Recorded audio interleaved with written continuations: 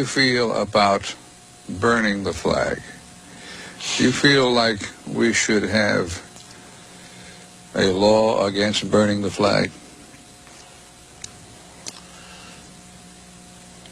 An amendment, if you will?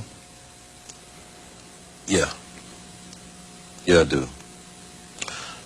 When I see somebody hear about burning the flag, I think about the time that June and I went to Vietnam in 1969 and saw the burning flesh.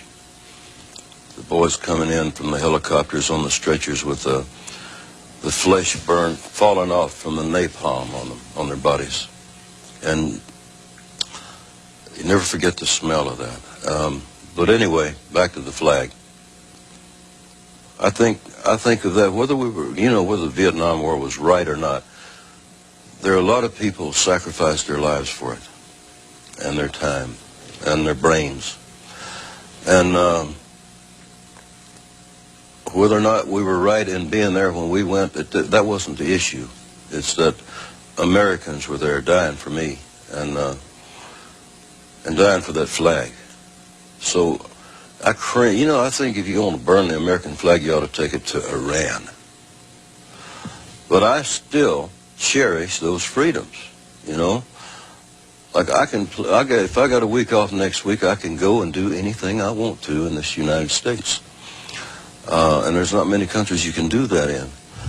And I cherish all of the freedoms that we got, including the right to burn the flag. But I also got the right to bear arms, and if you burn mine, I'll shoot you. John, you wrote a song once, and I think you may have written it while you were in the Air Force, called Ragged Old Flag. No, I wrote that in 1975. Did you? Mm-hmm. In Binghamton, New York. I saw you do it on the 4th of July several years ago at Myrtle Beach, South Carolina. Could you do it for us right now? Ragged Old Flag. Mm-hmm. I walked through a county courthouse square, and on a park bench, an old man was sitting there. I said, "Your old courthouse is kind of run down." He said, "No, that'll do for our little town." I said, "Your old flagpole's kind of leaned a little bit, and that's a ragged old flag you got hanging on it." He said, "Have a seat," and I sat down.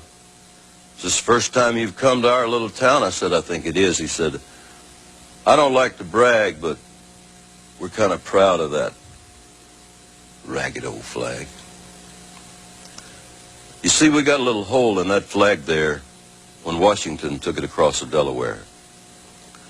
And it got powder burned the night Francis Scott Key sat up watching it writing, Say Can You See? Got a little rip in New Orleans with Pakenham and Jackson tugging at its seams. It almost fell at the Alamo beside the Texas flag, but she waved on, though. It got cut with a sword at Chancellorsville. Got cut again at Shiloh Hill. There was Robert E. Lee, Beauregard, and Bragg, and the south wind blew hard on that ragged old flag. On Flanders Field in World War I, she took a bad hit from a Bertha gun. She turned blood red in World War II. She hung limp and low by the time that one was through. She was in Korea, Vietnam. She went where she was sent by her Uncle Sam. The Native American Indians, the blacks, the yellow, the white, all shed red blood for the Stars and Stripes. And in her own good land here, she's been abused. She's been burned, dishonored, denied, refused, and the very government for which she stands is scandalized throughout the land. And she's getting threadbare. She's wearing kind of thin. But she's in good shape for the shape she's in. Because she's been through the fire before, and she can take a whole lot more. So we raise her up every morning, and we bring her down slowly every night. We don't let her touch the ground, and we fold her up right.